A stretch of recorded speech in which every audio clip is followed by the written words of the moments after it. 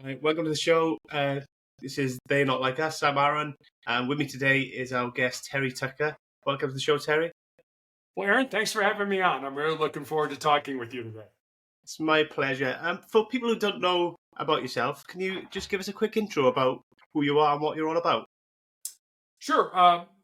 I'm from the United States, grew up on the south side of Chicago, one of the larger cities here in the U.S. I'm the oldest of three boys. You can't tell this from looking at me or from my voice, but I'm 6'8" tall and actually Wow. went to college, I know, on a basketball scholarship, Yeah, despite that's having, been amazing. pardon me? Sorry, somebody's trying to come in. That must have been amazing. It was. I'm old enough that I had the opportunity to play against Michael Jordan my Wow. senior year in college, his freshman year in college, and that. How was that? He was not the Michael Jordan that we all know and love today. He was just, he was a freshman in college. He was still kind of trying to figure it out. But his team would go on that year to win the national championship. They would be the best college basketball team in the United States in that. So it was great. Yeah, kind of a funny story. My youngest brother was a basketball coach, or still is a basketball coach in Chicago. And he coached Michael Jordan's two sons. Wow. And he said, one day I'm at practice, and it's toward the end of practice, and I'm teaching the players a drill. And I look up, and nobody's paying attention to me. So I look where the players are looking, which was at the door to the gym. And Jordan had come into the gym as a dad, to pick his kids up after practice and take them home. And my brother looked at him and said, "Hey, Michael, you're a little bit of a distraction. Would you mind waiting out in the hall until practice is over?" And Jordan and his wife are incredibly gracious people. And he said, "I'm sorry, coach. I didn't mean to interrupt practice. I'll wait out in the hall." And my brother thought later, "Gee, I'm probably the only coach in the history of basketball that ever kicked Michael Jordan out of practice in that." So, I bet. That's quite an amazing story, though. And it's funny that you both have had that sort of interaction paths across with him. So yourself and your brother. That's quite interesting, isn't it? What's the chances of that? Exactly. Yeah. Who would have known? And like I said, when I played against him in college, nobody knew he was going to be Michael Jordan, the tremendous star and that. So it's just kind of interesting when you look back on your life and think, boy, I had an opportunity with that person, and you didn't realize where that person would go in their life. Yeah, it's funny, really, isn't it, how these things turn out. And like I say, I suppose there's a lot of talented collegiate basketball players that never make it or never go very far. So it's hard to tell, isn't it, at that stage of life. But it is. If you look at the statistics here in the United States, only 7% of high school basketball players will ever play at any level in college. Whether it's junior college or Division 1, 2, or 3. So it's such a small percentage that ever make it to that next level. So I felt very lucky to be able to play in college. Yeah, that is good, to be fair. You still follow basketball? Still big fan? Or somewhat. My middle brother, I only have brothers. I never was blessed with sisters at all. My middle brother was actually drafted by the Cleveland Cavaliers, which is a professional basketball team here in the United States. Yeah. He was very good as well. So, our entire family was, I'm 6'8", I got a brother 6'7", a brother 6'6", and my dad was 6'5". So we used to laugh that if you sat behind our family in church growing up, not a prayer's chance you were going to see anything that was going on, in the front of the church. I bet. That must have been, so is there a big gap between you and your brothers, or are you relatively close together in age, or? So my middle brother and I'm the oldest. My middle brother and I are 13 months apart, so we're very close in age. They call that here in the United States Irish twins. And then my youngest brother is 6 years younger than I am. Okay. So we're all relatively, we're old enough now that we don't talk about our age. So yeah. I was just wondering, just because we grow up with brothers, especially close in age, it can get quite competitive, can't it? And you can kind of drive each other forward a little bit, and everything becomes a competition almost. It does. When we were growing up, we we played sports. It's what we did, and I mean, we played football, baseball, and basketball. Football for us was American football, not soccer. And we were all very competitive. I mean, we'd go out and toss the ball. We would play basketball against each other. We did all that.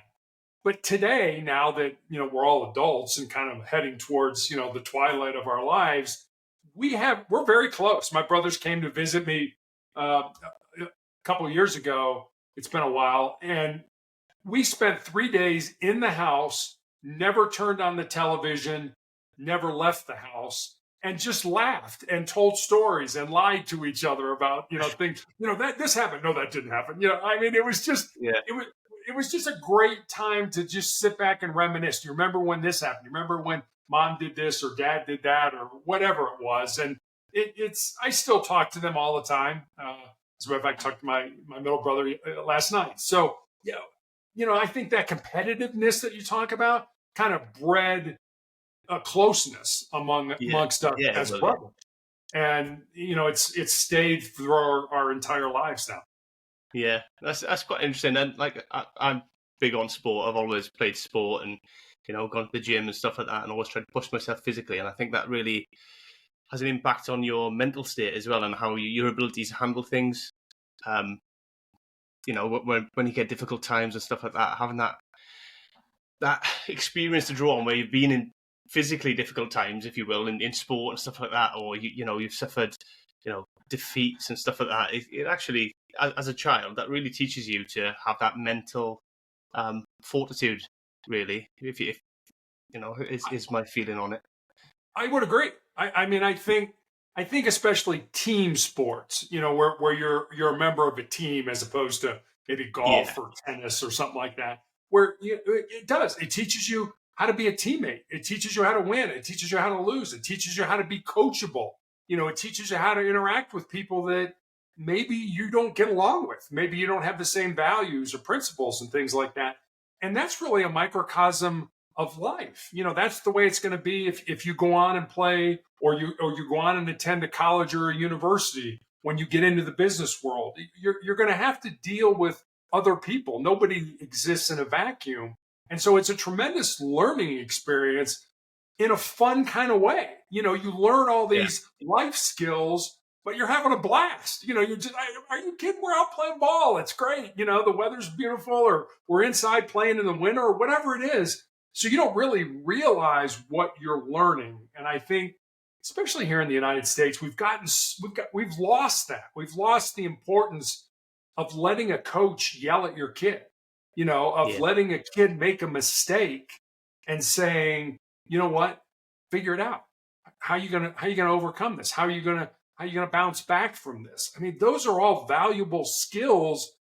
I mean, from a business point of view, also from a mental health point of view, of learning how to handle defeat and working your butt off with the understanding that I may never be successful at this, but it doesn't matter because I'm having fun and I'm learning along the way. Yeah, I think that's lost in a lot of the Western world now. I think we've become a little bit too soft, for want of a better word, and I think a lot of, like, I used to do a lot of sport when I was younger, and I was team sports. I did some individual sports, but I did a lot of team sports, and I learned so much from there, like social skills, like you say, how to deal with adversity, how to deal with people on your own team that you don't get on with, that you need to work with to achieve a goal. And that's much like life. You're not going to like everybody you work with, but you've got to try and achieve that goal. And I think that's lost a lot, and a lot of, it's just an observation. I don't know what the statistics say, but from what I see, a lot of the younger generation now just don't bother with sport. Yeah. I mean, we are much more sedentary. We're much more, I'll sit in front of a screen and do that. And I mean, when I was growing up, there were no screens. There was no. I mean, there was a television, but there was no cell phones or iPads or anything like that. So you were outside. And again, I'm old enough to remember where mom would kick us loose, in the morning, and her only rule was, if you go to somebody's house, call me and tell me where you are, but be home for dinner. And so you'd be out all day, just riding bikes with your friends or going to the pool and swimming or whatever it ended up being. And that was fun. You know, our rule was whenever the street lights came on, that's when we had to go home. So that was the rule. So, but like I said, we were out. I'd be out. I'd be playing football, so soccer for us. I'd be out playing soccer all day with my friends at the park or out on bikes and stuff. And then there'd be no way to contact us. Right. There'd be absolutely no way to get in touch with us because there was no mobile phones or anything. So we just had to just head back whenever the lights came on. Yeah, but it was also, I mean, most of the women, and this, I don't mean to stereotype or be sexist, but most of the women when I was growing up didn't work. So the moms were at home. So, in a way you were kind of supervised. And, I remember doing something once and I was at somebody's house and it wasn't something I should have done. And I remember the mom, kind of spanked me and told me to go home to my mother, and then picked up the phone and called my mom and told her what I did. So when I got home, my mom spanked me, so it really was kind of it takes a village to raise a child. I mean, everybody was involved in making sure that the kids were safe, that they were doing what they were supposed to do. And as long as that was the case, you could have as much fun as you want. Yeah, it was like that when I grew up. There was people and friends on the street. I used to call them aunts, but they weren't. They were just friends of family. But you were that close, and everybody would be like looking out for each other and looking out for each other's kids and stuff. That's just how it was. It felt like family. So yeah, it was. It really was, and it was fun. And you knew everybody's parents. You knew what they did and that kind of stuff. And so there was no. Oh, I don't know that person. You knew everybody. You knew everybody. I used to babysit for, people in the neighborhood, who had small children, little kids and stuff. So, yeah, I mean, they knew you, they trusted you. And so you could make a little money on the side babysitting on the weekends. Yeah, it's just such a big change now, isn't it, culturally, and just such a different place we live in, different world that we live in now that I don't know what the future will hold. Who knows? Things will be fine. I mean, I'm sure. We'll figure it out. I mean, I'm sure just be generation has said what you and I are talking about. It's like, yeah. I mean, everybody's soft. Yeah, I mean, in a lot of ways they are, but I mean, they're better in a lot of ways too. They have access to everything. I mean, I think I was thinking the other day. When I had to write a paper in school, somebody would, I'd have to go to the library and I'd have to, look at books and magazines and newspapers and stuff like that. I mean, today people don't even know what a newspaper is. Like, what is that? No. I have no idea what that is. So that's how I got my information. Today, the whole world is at your fingertips just with that device, that's in your pocket. Yeah, that's changed things a lot.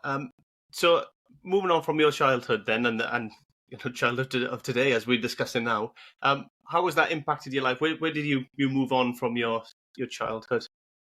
So after college, I moved home to find a job.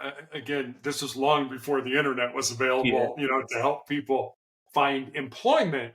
And so my first job out of college, I had a business degree, was at the corporate headquarters in the marketing department of Wendy's International. I think there are Wendy's over in the UK. There are hamburger. Yeah, there used to be Wendy's in every sort of city, at least, or a town, but I can't remember the last time I've seen one, to be honest. I've not seen one. Yeah. Are they still going?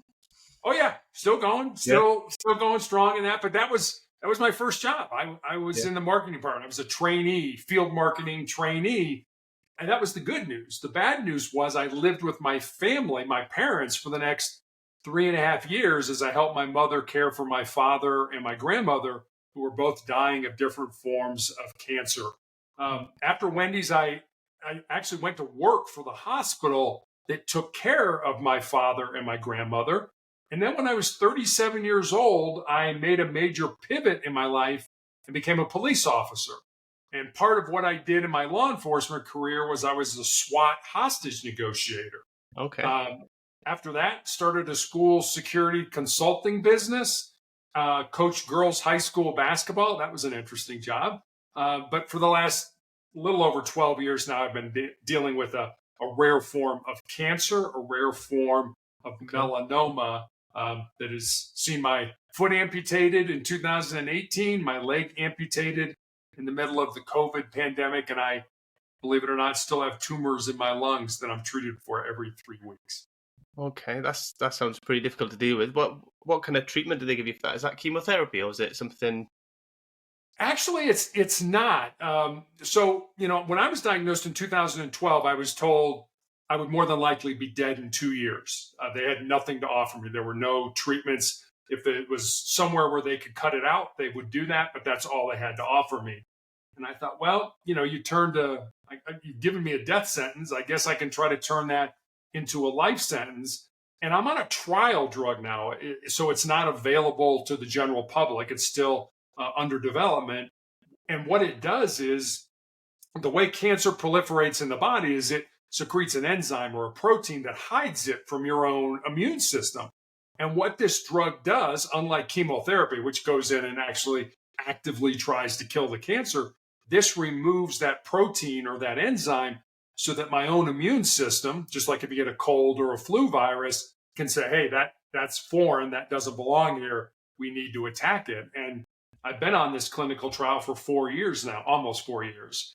And it's worked for me. Some of the other people I've been on the trial with, it has not worked, and they unfortunately have passed away. So different technology that's coming along. Yeah, I mean, they are developing things all the time, aren't they? So hopefully, and fingers crossed for you that'll get rid of it, really. But is it something? I mean, is there something that is likely to be cured, or is it not at the minute? It's not. No, I mean, it'll more than likely kill me, but not today, probably. And that's kind of the way I look at it. I mean, I was told, like I said, 2012, a little over 12 years ago, that I'd be dead in 2 years. So I figure, every day I'm still alive is time that I wasn't supposed to be here. So I don't worry so much about the dying part. I try to focus more, concentrate more on the living part. I love that attitude. Really love that attitude. And what about your quality of life, Terry? Is it affect your quality of life? Does it make you, especially if it's your lungs, does that make it difficult to get about and to breathe? Or I sometimes, honestly, not too often today. I mean, I'm sure, if it starts to grow again and things like that. Yeah. I mean, there was when I found out I had to have my leg amputated, that's also when they told me I had the tumors in my lungs. And I remember about 6 months after I had the amputation, my oncologist, my doctor, showed me my CAT scan. And Aaron, I don't know how to read a CAT scan. I don't have any medical background or anything like that, but you can kind of look at it and be like, oh, that doesn't look like it belongs there. I had these big tumors in my lungs. I had fluid all around the pleural spaces in my lungs, and I was coughing up this green, bloody phlegm. And I remember looking at my doctor and saying, how was I alive? And Aaron, I will never forget this. He put his head down, he shook his head no, and then he looked up at me and he said, I don't know, because you shouldn't have been. Wow. Which, said to me, hey, God's not done with me yet. When I die, where I die, how I die, way above my pay grade. So don't spend a lot of time worrying about the dying. No, I love that. I love that attitude. And, far too many of us think, dwell on the bad stuff and don't enjoy what we actually have. And, exactly. I suppose things like that really open your eyes and really make you think. Yeah, they do. I mean, and, I had done so much in my life that was physical. I'd been a college basketball player. I was in law enforcement. I was on a SWAT team, and now I'm in a wheelchair and I don't have a left leg. So, how do you balance those? And I think when you can't do what you were good at, you do what's important in life. And that's really, I think, what I've been trying to do for the last, 12 plus years now. Yeah. To be fair, that's some extreme mental strength, to be fair, because a lot of people, that it would break a lot of people. And I've had experience with cancer myself, not personally, but through family members and loved ones. And, it can really take it out of somebody mentally, let alone the physical side of it, take that apart, that mental aspect of coping with that. And the, especially when the doctors are saying, this is probably it, which, I've experienced that part as well with my family. And that's difficult. You see it just wipes people out. So it does. And, I'm a fan of, Stoic philosophy and things like that. And, when the Stoics, Marcus Aurelius, Seneca, those people were alive, they used to talk about what was called memento mori. In other words, remember death. Remember that you're going to die. because it focused their living. I mean, we're all going to get death once. Nobody's going to escape it. So why focus on the death part? We're all going to get it. Why not focus on the living part? And I like the fact that if you use death to focus your life, it doesn't become as scary because you live the purposes for which you were put on this earth to do. I love the Viktor Frankl, the concentration camp survivor and Holocaust survivor. He said, he wrote a great book called Man's Search for Meaning. And he talks in there, and I'm going to mess up the quote, but it's basically, nobody should live their life in the abstract. We all have a reason, a purpose for which we're put on this earth to do. And so many people never even look for that purpose, let alone find it and live it. And I think when you live those purposes, you find them and you live them, death is not nearly as scary as opposed to all those people who never look for them. And then, when it comes time to die, those are the people that want another day or another month or another year. But, Yeah, I love that. I've never heard that before, but I really, really like that. Me and you had a little chat off camera before we came on, and you were asking me about my podcast journey and why I've started a podcast. And I think for a long time, a big part of my life, I was really too afraid to put myself out there and to do the things I wanted to do like this, because you worry about what other people will say, what other people think, rather than doing things for yourself. I think there's a lot of that as well in society at the minute. A lot of people are too afraid of other people's opinions, what they'll say about them, what they'll do about them. And I've got to that point in my life now where, to be quite honest, I don't care. I just got to live my life and just enjoy my life and not worry about anybody else or what they're doing. So I think that's a fabulous quote. I mean, you're right. I think fear is one of the biggest things that holds people back from doing things that they feel they should do or that they want to do.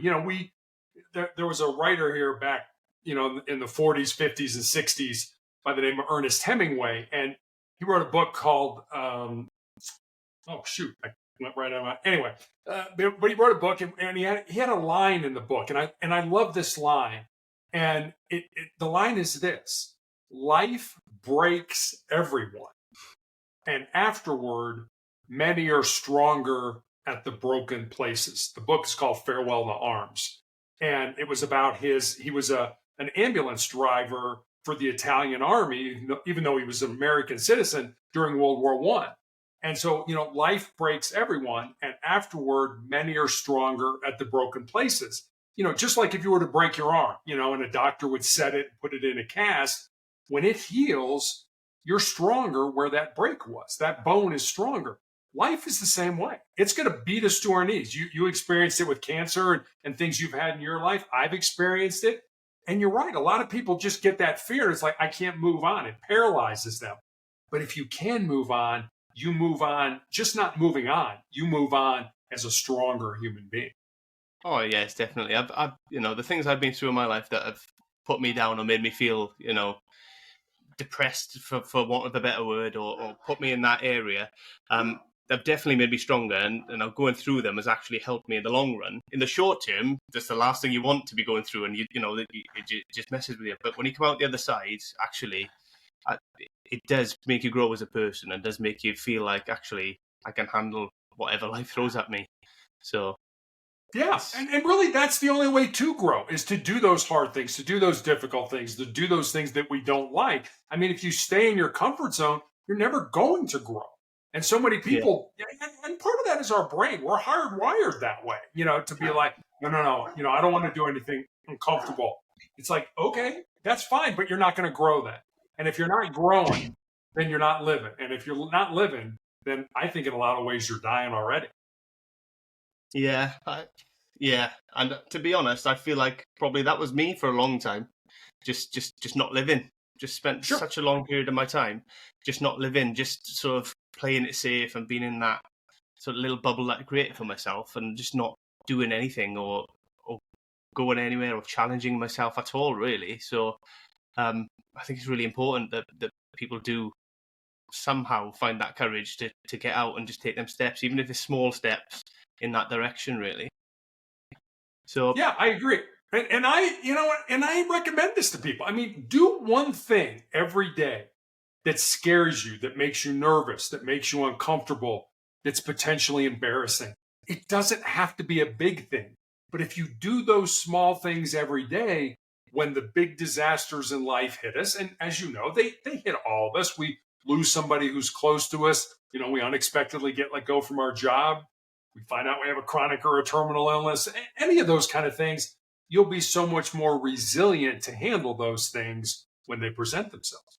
Absolutely, absolutely. I couldn't agree more. And like I say, I mean, I've read your bio, and you've had such diverse life experience. You've gone through all these challenges. You're still going through challenges now, and the way you come across, at least to me, I know I don't know you very well, but your attitude towards life and your energy is amazing. It's truly inspiring, to be honest.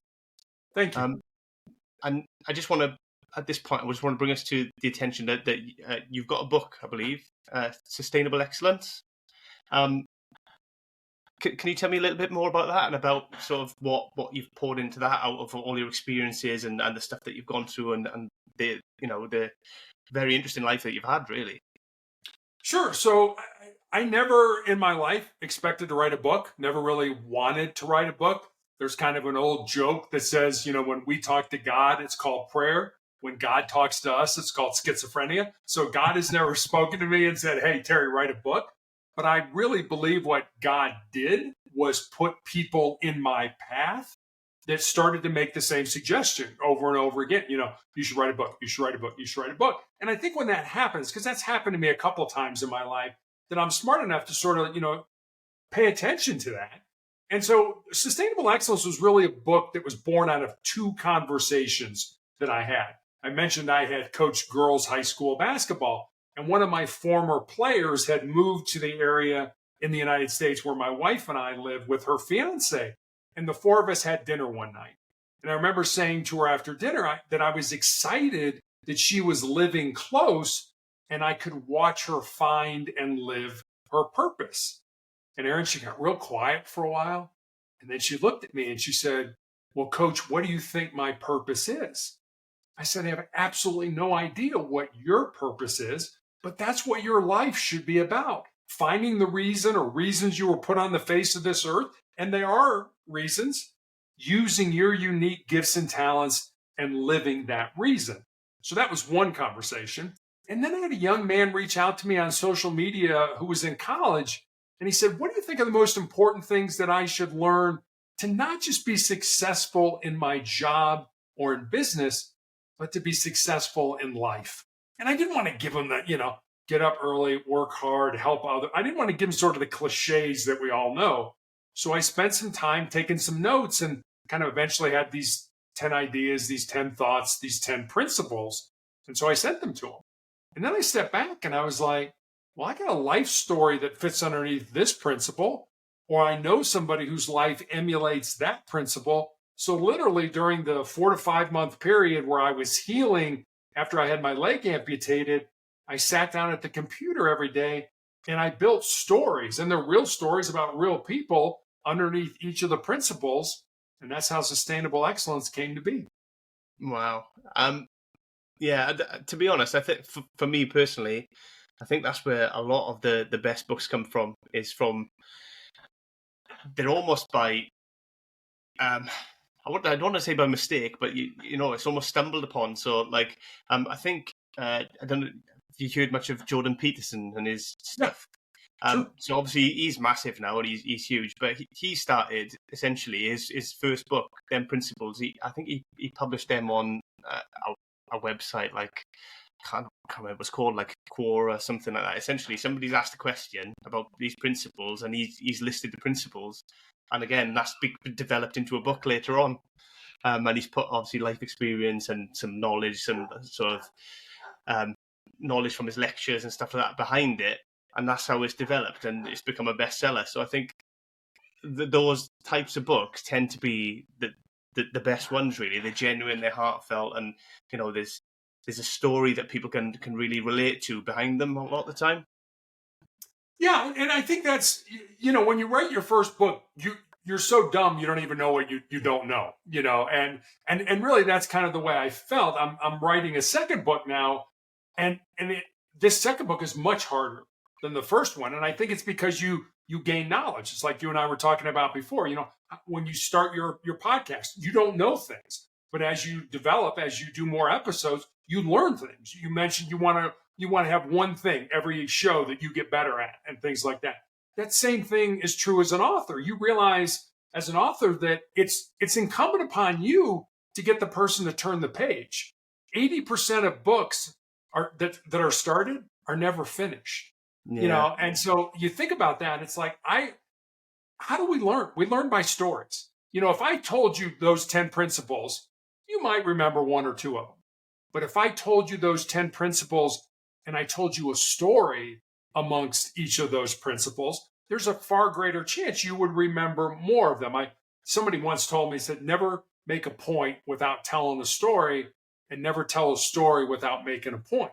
And so I think, as you just said, stories are incredibly important. It's how we learn as human beings. So I try to find good stories, and I try to incorporate them, especially in this new book as well, of that'll get people to want to turn the page and keep reading. Yeah, absolutely. And like I say, storytelling is such a big part of human culture and human nature, how we buy into things, how we learn things. And I suppose from a marketing background, you probably had a little bit of experience of that in a different way potentially as well, because I know storytelling is quite big in marketing as well, to get people to, buy into what's happening and feel a part of it. Especially modern day marketing, a lot of people are into, the story behind the brand and everything else, aren't they? They are. I mean, and that's, for the same reason you and I were talking before, why did you do a podcast? Because I'm curious, because I want to know. I just don't want to see what's on the surface. I want to go deeper and find out, and I think that's the important thing in life. Having deep relationships, deep conversations with human beings. There's a professor here at the University of Chicago, a psychology professor, who does this experiment with his students, but he does it himself. He will go out and get on a bus, and he will try in 3 questions to get deep with the person. Like the first question, hey, how you doing? I'm good. Hey, what do you do for a living? Oh, I'm a doctor. And the third question is, did you always want to be a doctor? And, sometimes it's, no, I never wanted to be a doctor. I wanted to be. So now you're starting to get to who the person really is. Not the surface. What do you do? I'm a doctor. Okay, big deal. There's hundreds of thousands of doctors out there.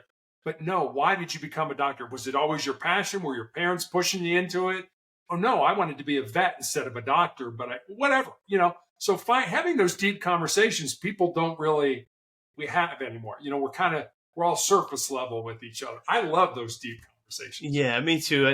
You are right. I think life has become very superficial. Even you look at social media, everything's just very surface, superficial, short little clips of this, clips of that, and nothing really gets into anything anymore. I mean, I think it's probably partly why I'm drawn to podcasts, because there's just that freedom to have longer conversations, to dig into things a bit more, and to, that's why I like listening to them myself, is because you get into more things, and it's not just these little snippets or sound bites, and just like what do they call it?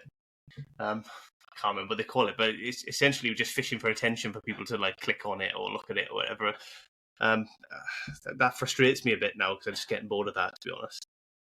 Well, and I think that's, it goes back, we were talking about Wendy's, Wendy's, McDonald's, Burger King, all these quick service. We're a quick service society. I want dinner now. I want this now. I don't want to go deep with that. I don't want to, I don't want to have to learn. And so I just want you to put it in my head so that it's there. I don't learn that way. I learn by, making mistakes and trying to figure out how that applies to my life, or did apply to my life, and things like that. That's how you go deep. That's how you develop those relationships. And one of the nurses who takes care of me now is a former hospice nurse. And for those of your audience who don't know about hospice, it's people who take care of others at the end of their life. It's end of life care. And she gave me a book to read called Imagine Heaven. And Imagine Heaven's about people who have near-death experiences. And no matter who the person having that near-death experience saw during their experience, whether it was, Jesus or a saint or an angel or a friend or a relative, whoever it was, almost everybody got asked one question. And that one question was, how do you treat my people? In other words, how do we treat each other? What kind of relationships do we have with each other? What kind of connections do we have with each other? I've always said, 100 years from now, nobody's going to remember I was even here. But what I'd like to be remembered for are the connections, the relationships that I had with people while I was here. Yeah, absolutely. I think that's there's so much more important than materialistic things and stuff, and it's the experiences, isn't it? And I think I've always kind of been that way. I'd rather go and spend money and go to a coffee shop and sit down and talk to somebody than I would buy something. That's always kind of been the way I am, really. But a lot of people just want stuff and things, and they want to parade about and show as if like they've got all these things, so their life is great. But realistically, I think it's quite a lonely place if you haven't got that connection and that them experiences with shared experiences with people. I think it becomes a really, really lonely existence, to be honest. I think you're right, and I've seen it so many times in my life where people feel that they're born empty. And that when they get out of school and they get into life, whatever that looks like for them, that they feel kind of like you were just saying, that their job is to fill up their empty self. I've got to get the best education and, make the most money and have the best job and the greatest family and the nicest house and all the latest gadgets and gizmos. And Aaron, what I found is it's just the opposite. Yeah. It's not about filling yourself up. We're not born empty. We're born full with everything we need to be successful, however you determine that word in your life, already inside us. We just need to find it, pull it out, and use it for our benefit. So our job in life should not be, as you just very eloquently said, to fill ourselves up. Our job in life should be to empty ourselves out with our unique gifts and talents, certainly for the betterment of ourselves, but also for the betterment of our family, of our friends, of our communities, and of our countries. And I think when you go from it's not what I can get, it's what I can give, it's amazing how the perspective on life changes. Sorry, I lost you a little bit there on the signal. Sorry. It's okay. Can you just repeat the last bit? Sorry, I missed that, Terry. Sure. You want me to start with people being born full, empty? I caught that, but sure, you can if you want. Yeah, just because I missed that, that's all. Sorry. So again, and I've seen this in my life, and I'm sure you probably have too, that people feel that they're born empty. And that when they get out of school and get into life, however they determine that for themselves, that then their job is to fill up that empty self, to get the best job, to make the most money, to have the best home, to have all the latest gadgets and gizmos. And what I found is it's just the opposite. We're not born empty. We're born full with everything we need to be successful in life, however you define that, already inside of us. We just need to find it, pull it out, and use it for our benefit. So our purpose, our goal in life should not be to fill ourselves up. It should be to empty ourselves out with our unique gifts and talents, certainly for the betterment of ourselves, but again, for the betterment of our families, of our friends, of our communities, and of our countries. And I think when you do that, when you look at life, when that paradigm sort of shifts to not what I can get, but what I can give, it's amazing how much life gets better and how much more you enjoy that life. Yeah, absolutely. I couldn't agree more with that. If we were talking to people now who want to get to that life, but unfortunately are still currently in that place where, they've been buying stuff to try and make themselves feel better, essentially. They've got to a point in their life where they're still fed up. Maybe they've got what they need, to a degree. Maybe they'll always want more, but they've got to that point. How can someone sort of start the journey into getting into this place? Because for me, it took trauma and falling down essentially to give me that kick to bring me out the other side and bring me into this path. Really, how would somebody get to that path without that kind of trigger essentially? Yeah, that's a great question, and I think certainly for me, and it sounds like for you as well, there were those triggers in life that sort of refocused us on what is really important in your life. And, I mentioned I'm still in treatment for these tumors I have in my lungs. And, people have said, you come across very positive. And I do. I feel very fortunate to be where I am. But there are also days that, I cry. I get down. I feel sorry for myself. I don't want to be doing this. And when I find that I'm doing that, I'm looking internally. I'm looking inside of me, which is kind of what those people who are trying to fill themselves are doing. I'm looking inside. It's what I can get. And what I find a real easy way to turn that around is to just flip that and find somebody to go help. And I don't mean by, I'm not going to help you in any way other than saying, hey, how's it going? Or, you want to have a cup of coffee? Or do you want to talk? All the things we've been talking about before. And now all of a sudden, even though I'm feeling down, depressed, sorry for myself, all of a sudden now my focus is shifted to another human being and helping that person maybe have a better day. So my focus now is not on me anymore. It's on another person. And that for me just lifts me up, makes me feel better. So I guess I would suggest, that whole woe is me, life isn't where I want to be right now. I would tell you to go find somebody to help. Go make a positive difference in somebody else's life. And I guess let me end with this.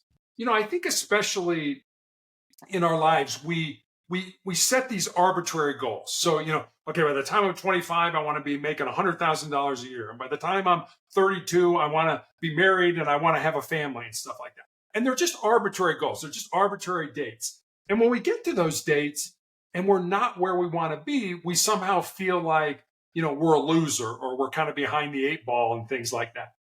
And I think if you look at your life differently, instead of looking at your life by, are these arbitrary dates, look at your life in terms of decades.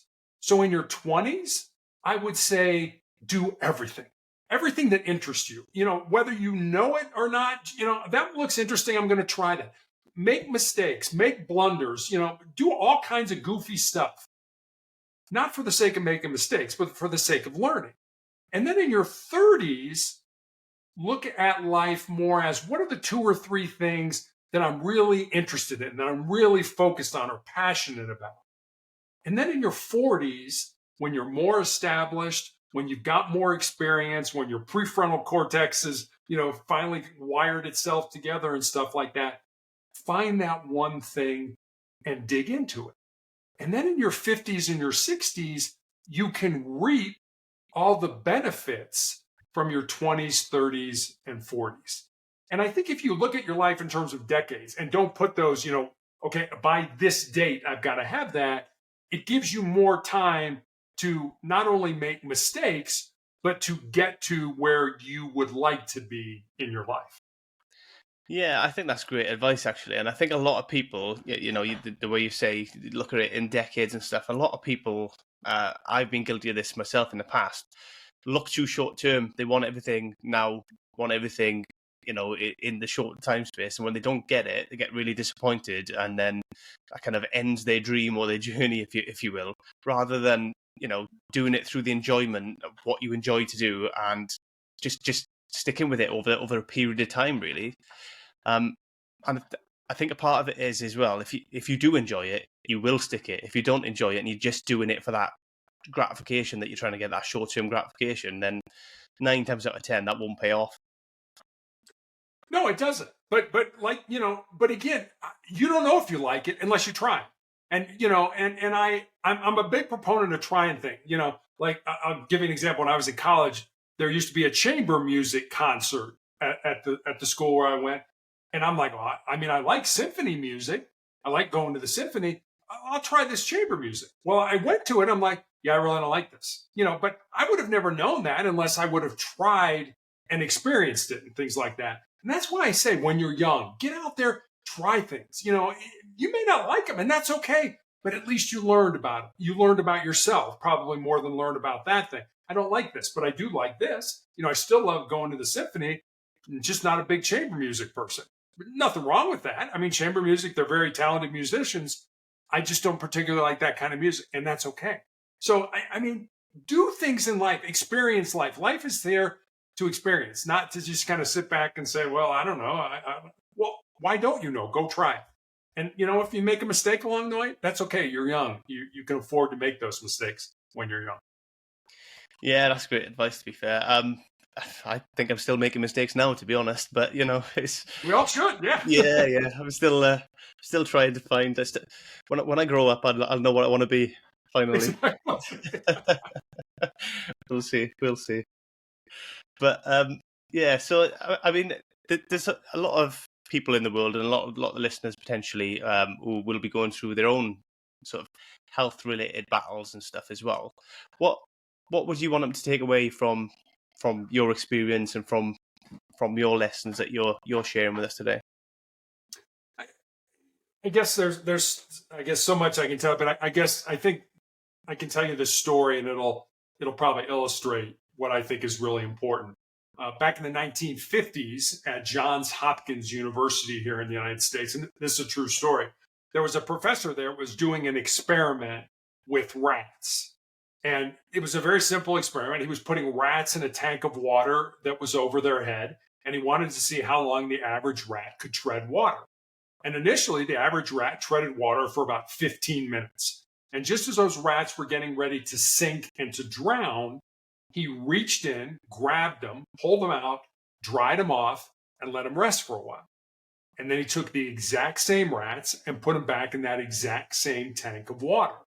And the second time around, on average, those rats treaded water for 60 hours.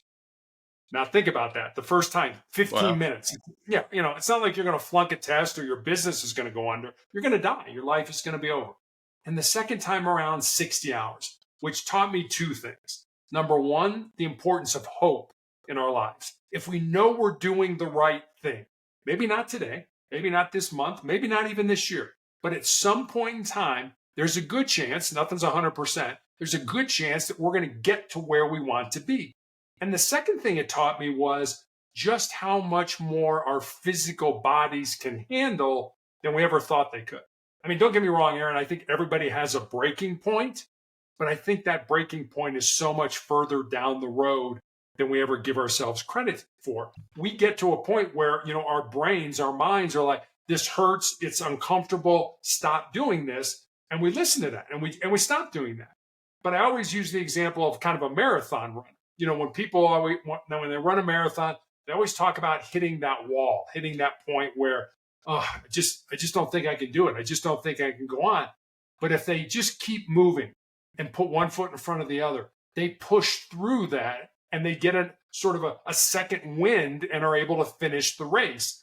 Life is like that. Life is going to tell you to stop because it hurts, it's uncomfortable.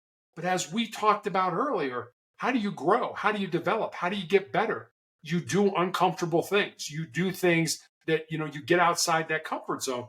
So understand when you get cancer or heart disease or diabetes or whatever it ends up being, yeah, your body's an amazing machine and you need to take care of it. But it also can handle a whole lot more than you think it can. Yeah, absolutely. I think half the battle is that mental battle, and I think that's why the placebo effect is a thing, because people, if you believe in something, it actually gives you that much more sticking power, really, and much more resilience in these things. It really does. And I'm reading a book right now called The Expectation Effect. And it's about our brains. And, the interesting thing is that science is coming to the point now where they're talking about our brains being predictive organs. In other words, if you and I, somebody's robbing a bank and you and I look at the same thing, I might say he had a green shirt on and you might say, no, he had a red shirt on. Well, we both saw the same thing. But what our brains do is they predict what they think happened, and that's what they show us. So that whole issue of, well, no, he had a red shirt on and absolutely he had a red shirt on. And you and I would see that and we'd both say he had a red shirt on. That's not how the brain works. It predicts. It's becoming a predictive organ based on our experiences. So the more experiences you have in life, the more the brain can, kind of like, go through a card catalog. And it's like, okay, something's going on here. I think it's this. I'm going to predict that for you. And that's what you're going to see. And it's kind of an interesting way of looking at life now, that it's not black and white. It really is kind of gray. Yeah. Oh, it's massively grey, and it's our experiences and like I say, these things that we go through that help us, navigate it really and find our way, isn't it? Because without that, and if we shelter ourselves away and we just live in a comfort zone, if something does happen, then we're not equipped to deal with it, really. We're not. And, and as you said, when I asked you, why'd you start a podcast? You said, I'm a curious person. We should all be curious people. We should all be lifelong learners. We should never say, okay, I've learned enough. I don't want to learn anymore. I'm good where I am. We should always, I want to literally die learning, and that would be my goal in life. And most people aren't curious. I'll give you an example. My wife is in financial services, and we used to go to the obligatory Christmas party every year, and and we used to play a game. I said, so I'm going to go in and I'm going to meet 5 of your coworkers or their spouses, and I'm going to find out all about them. And I said, and I'm going to come out after the party and I'm going to tell you all about these people. And I said, then on Monday morning, the people you work with are going to come to you and say, what a great guy. I really enjoyed the time I spent with your husband. But they're not going to know a thing about me. And that's what I would do. I would go in, how did you meet your spouse? Where did you go to college? What made you do that? Kind of those deep questions. And we're so narcissistic as human beings, we don't turn those around. Most people don't and say, well, where did you go to college? Or how did you do this? And that kind of thing. And so literally it would happen, and it would so frustrate my wife. I come out, here's all about Bob and Tom and Sally and all that stuff. And then Monday morning, oh, your husband's a great guy. It's like, they don't know anything about me. They didn't learn one thing about me, but I learned everything about them. How do you be a great conversationalist? Ask people questions and shut up. Absolutely. Because people love to talk about themselves, don't they? Ultimately, and I suppose it's just the way that it feels when somebody's interested in you, when somebody's genuinely interested in you. That feeling that you get, I think it just makes you feel that connection with that person, really, that they have that deep interest in who you are, and especially if you're then sharing the information that you don't share with everybody, then you've already built that connection, that deeper connection than you would with anybody else. Yeah, exactly. Out of interest, is any of that stuff that you learned as a negotiator, or is that just you being you, or a little bit of both? Be honest. Yeah, I mean, I learned a lot about how we communicate with each other, and not when I say we police officers, just we human beings, how we communicate with each other. I remember when I first started, they gave us a formula of how human beings communicate with each other. And the formula was 7-38-55. So 7% of how we communicate a message to another person are the words that we use. And think how many times in your life you've been like, oh, I wish I hadn't said that, or I wish I would have said it, in a different way or something like that. That's only 7% of how the message is communicated. 38% is the tone of voice that we use with that message. If I say, Aaron, why did you do that? Okay, that's like, oh, he's upset versus, hey, Aaron, what made you do that? I mean, that's a much calmer voice. So 38%, the voice that you used. And then 55%, so more than half of how we communicate a message is our body language and our facial expressions. So, if you and I are talking and I'm, on here, doing this, what's that saying to you? It's like, Terry doesn't care. He's not paying any attention to me. And the interesting thing about being a negotiator is, if somebody was barricaded, in a room with a gun, I was not in that room with them. I would many times be down the street talking on the phone. So I didn't have the luxury of that 55%. I didn't have the luxury of saying something like, hey, Aaron, XYZ, and see you kind of roll your eyes like, oh, what an idiot. I can't believe he said that to me. So we need to get good at figuring things out, certainly based on what people were saying, but also what they weren't saying and how they were saying. Yeah, because now that you say that, it must be really difficult, because I think I take probably the majority of my cues from people when I'm engaging with them from their body language, to be honest, and how they look, and how they respond in that sense. I'm quite attuned to that, so I do pick up on that quite a lot. So trying to convince people in high stress situations, without that benefit must be. I don't think I'd be able to do it, to be honest. That's extremely difficult. I mean, part of it is, I mean, think about what we're trying to do. We're trying to get somebody to change behavior who's probably having the worst day of their life. I mean, if you're talking to me and your house is surrounded by the police, you're not having a good day. No. And so we would use what we call tactical empathy. And I think for any of us, kind of not in law enforcement and that, just get rid of the word tactical and talk about empathy. So it would be, well, Aaron, help me to understand what's going on, why we're here. A lot of times we would show up on scene having no idea what was going on, why the person did what they did. So the first thing is, help me to understand. Again, the key word is there, understand. Not necessarily agree. I mean, if you had just murdered 3 people, I wasn't going to agree that that was the right thing to do, but I wanted to understand it, because understanding builds trust, and trust gets to a point where I can try to change behavior. Yeah, that's quite interesting, to be fair. The way that I think, because I've done quite a bit of coaching. You've done coaching yourself, and I think sometimes when we communicate with people, it's difficult because obviously the information that we have in our heads and we know, but we don't know what the other people know, essentially, or like who we're trying to communicate with knows, or probably not verbalizing this very well, but I just mean, sometimes we expect people to know certain things and they don't know them things, if you understand. And if you start on that point where you expect them to have a certain level of understanding, but they don't, then your communication can go askew from there, can go quite badly, really, from my experience. It can. And one of the things, like when we would ask questions, we would use how and what questions. We would stay away from why questions. So in other words, if I said, hey, Aaron, why are you wearing that shirt? You might be like, oh, wait a minute. Because why questions sound accusatory. Is he saying he doesn't like my shirt? I can get to the same question by saying, Aaron, what made you decide to wear that shirt today? That's a whole lot softer of a question than why did you do that? So how and what questions were important. Silence was very important. I mean, we were taught to use what was called our curious voice. Oh, you don't think that's possible, Aaron? And then go silent for at least 5 seconds, not say anything, because we don't like silence in our communication. We want to fill that space. And so what we would do by going silent, it would cause the person to talk. And that's what we're trying to do. We're trying to get them to burn off a lot of that emotional energy, because they're using their emotional brain right now. They're all over the place.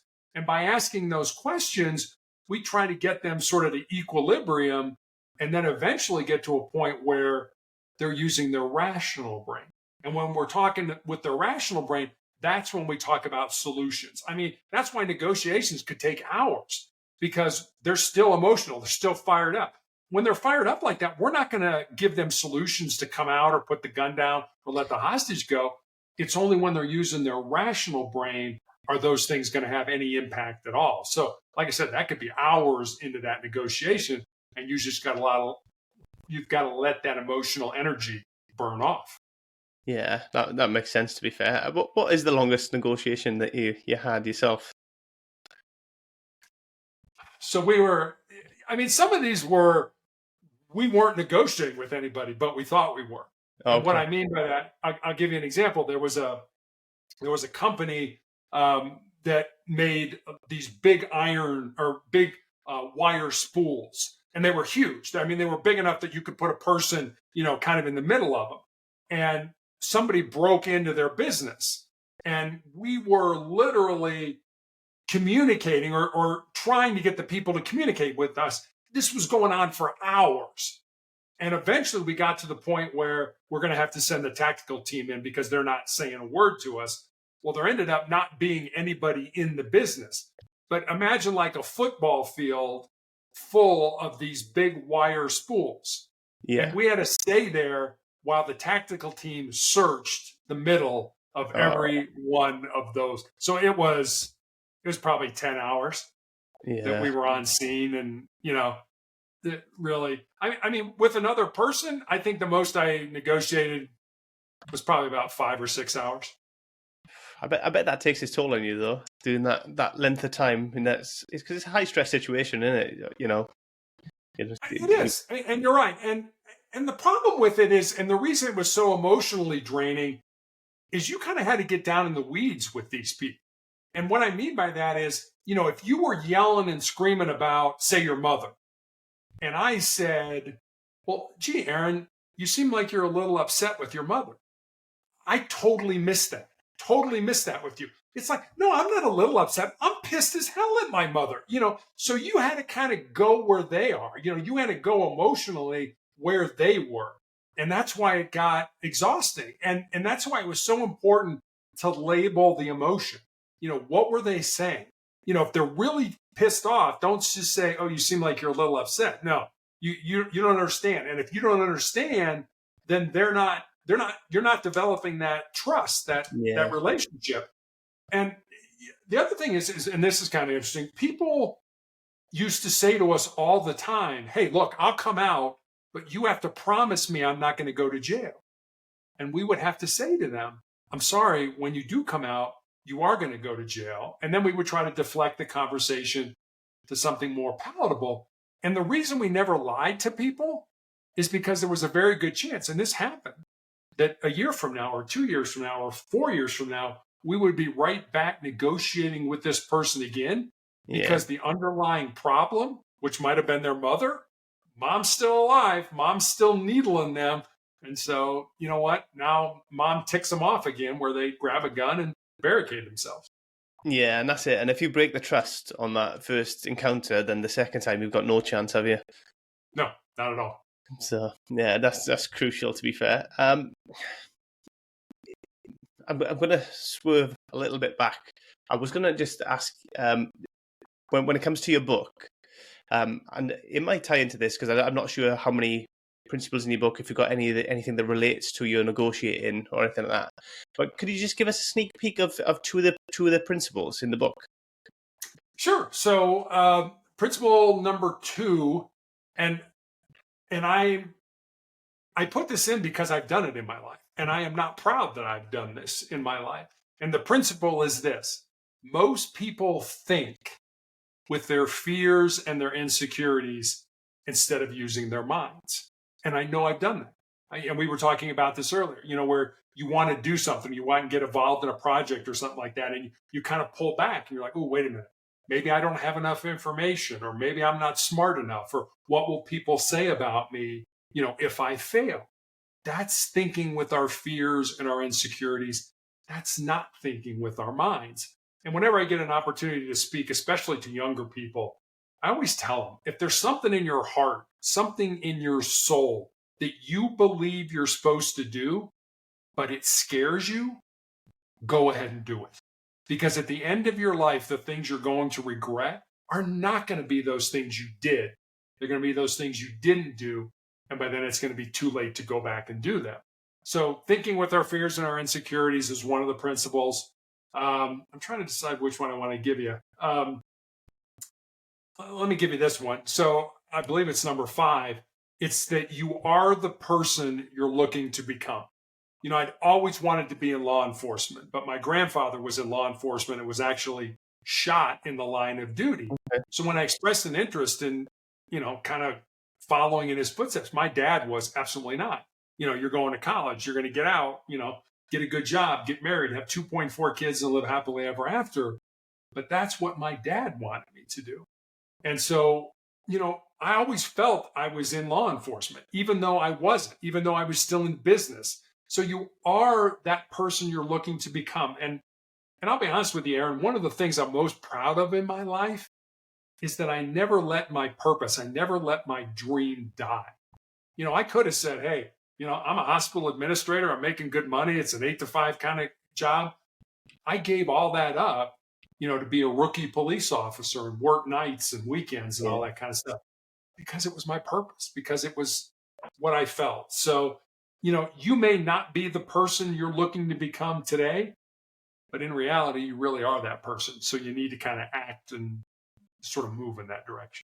Yeah, absolutely. And that's a big leap to go into law enforcement from what was a relatively comfortable job to jump into law enforcement, especially it's not quite the same in the UK, but in the States, obviously there's this, you're armed. There's, there's a realistic chance you get shot at.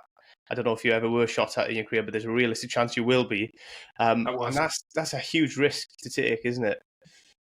I mean, it is. And I think you have to do it. I mean, I was married, and my wife had married me when I was a hospital administrator.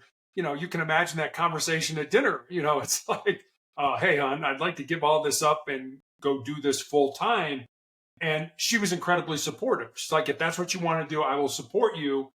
And the reason I didn't retire from law enforcement is because my wife has always been the primary breadwinner in our family. She lost her job where I was a police officer, and we had to move to another state. And so I would have had to start all over, probably in my late 40s.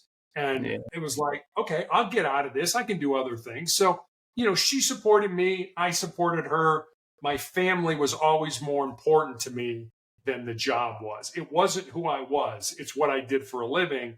I loved doing it, but it wasn't who I was. No, absolutely. I think, it's a great job to do, and, you should be very proud of having done that, and, what everything that it stands for. But again, it is just a job, and family is much more important, and that's my beliefs on it. And obviously, I can see that's how you feel as well. There are many other jobs that you can get, but you only get the one family, don't you? So you hope, yeah, yeah. Within reason. So if you could go back in time, then, right? If I could give you a time machine, send you back in time, what is the one piece of advice that you would give your younger self? That's a great question. I guess I would tell my younger self to make more mistakes, to not be so careful, to try different things, to get out there and fail. Kind of take the advice that I gave earlier. I mean, I've always been a rule follower. I've always wanted to do the right thing, and I think sometimes that prevented me from doing things either when I wanted it or ever doing things like that. And so make mistakes, but also be grateful. Be grateful for the things you have. Be happy for the relationships you have. When you die, it doesn't matter how much money you have, how important you are, or how influential you are. There's a great story about Alexander the Great. I don't think it's a true story, but the story goes that when Alexander the Great was dying, he called his counselors together and he said, I want you to carry out my final 3 wishes. He said, my first wish is that I only want my doctors to carry my coffin to the grave. The second wish is I want the road to the cemetery paved with gold and precious stones. And the third wish is I want my hands hanging outside my coffin. And one of his counselors steps forward and says, you're Alexander the Great. You're the most powerful man in the world. These seem like kind of arbitrary wishes. Don't you want something more important? Why did you choose these wishes? And he said, well, I'll tell you. He said, number one, I want people to understand that no doctor cures anybody. They only help the body to cure itself. So I want people to understand that they need to be cognizant of the decisions that they make on abusing their body, because they only get one life and they only get one body. That's why I want my doctors to carry my casket or my coffin to the grave. Secondly, I've spent my entire life conquering, accumulating wealth, being important. He said, I've got all this gold, all this silver, all these precious stones. None of them are coming with me to the next life. So I want people to realize what a folly it is to chase wealth and power and influence. And then finally, the last wish, he said, I came into this world empty-handed and I leave it exactly the same way. That's why I want my hands hanging outside my coffin so people can see that. Nothing that you come into this world with leaves with you. You are in the same small grave that the pauper who has nothing has, who's buried right next to you. Absolutely. That's great advice, I think. It's quite similar to myself, really, because I think I held myself back worrying about too many things and rules and stuff, whereas I do wish when I was younger I just did more things, really, and just lived a little more and experienced more things. But we live and we learn. I suppose that comes with experience as well, a bit of hindsight as well. Exactly. We've discussed your book a bit, Terry, but we haven't actually told anybody where they can find it. So where can they find Sustainable Excellence? Yeah, anywhere you can get a book online, you can find Sustainable Excellence. You can get it on Amazon. You can get it on Apple iBooks. So anywhere you can get it online, you can get it. You can get no problem. I'll drop a link to it in the show notes so people can find it easily. And the other thing is, you obviously you said about your second book. Do you have a sort of estimation when that's going to be out, or? I don't. I thought it was going to be out by the end of the year. It may be out by the end of the year. I am in no rush. I want to, I want it to be great. I mentioned, Farewell to Arms, the Ernest Hemingway book, that I quoted from. And I remember reading a story that he rewrote the ending of that book 39 times before he felt comfortable enough with it. So I don't have a publisher breathing down my neck or anything like that to get it done. I hope it's out by the end of the year, but I would imagine at the worst, it'll be out by first quarter of next year. No problem. I'll keep an eye out for it anyway, and I'm definitely going to have a little read of Sustainable Excellence and see how I get on with that. Hopefully it'll help me, because obviously you've had an incredible journey, and I think to be honest, we've only really touched on it, on some of the things that you've been through in life and experiences that you've had. So it's been really wonderful having you on the show. Is there any sort of final messages or pieces of advice that you want to share with the audience today? Or yeah, let me just tell you one more story, if you don't mind. Absolutely. One of my nurses, again, all I got is sports and nurse stories. So sorry, So one of my nurses recently asked me, what it was like to have my foot amputated and then to have my leg amputated. And I told her it certainly hasn't been easy. When you're 6'8" and you're trying to learn to walk again, falling is not an option. You get hurt from this height, so that's something you want to do. But what I told her is that, cancer can take all my physical faculties. But cancer can't touch my mind, it can't touch my heart, and it can't touch my soul. And that's who I am. That's who you are, Aaron. That's who everybody who's listening to us is. And we spend a tremendous amount of time working on this body. We exercise, we eat right, we get enough rest, we reduce stress, we do all that stuff. And I'm certainly not telling you not to do that. I think you absolutely should. But what I am suggesting is maybe every day, spend a little more time working on who you really are, your heart, your mind, and your soul. We know this body at some point is going to die. It's going to decay. It's going to go away. But your heart, your mind, and your soul, I think those things are eternal. Those things live on. And I just don't think we spend nearly as much time working on those things as we probably should.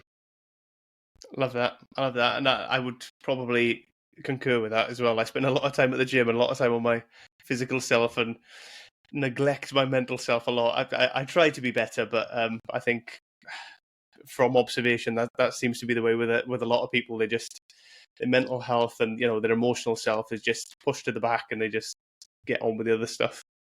Exactly. So, but I'd love to have you on again, Terry, because I think there's so much more that we can dive into and delve into. But I'm conscious of taking up too much of your time in one go. So maybe we can discuss that at a later date. But really, really appreciate you coming on the show. I'm really intrigued by your story and by everything that you've shared. It's fantastic. So hopefully that's brought some value to the audience as well. Well, Aaron, thanks for having me on. I really enjoyed talking with you. Really appreciate it. Right. I'll just sign out there, and I will chat to you soon. Sounds good.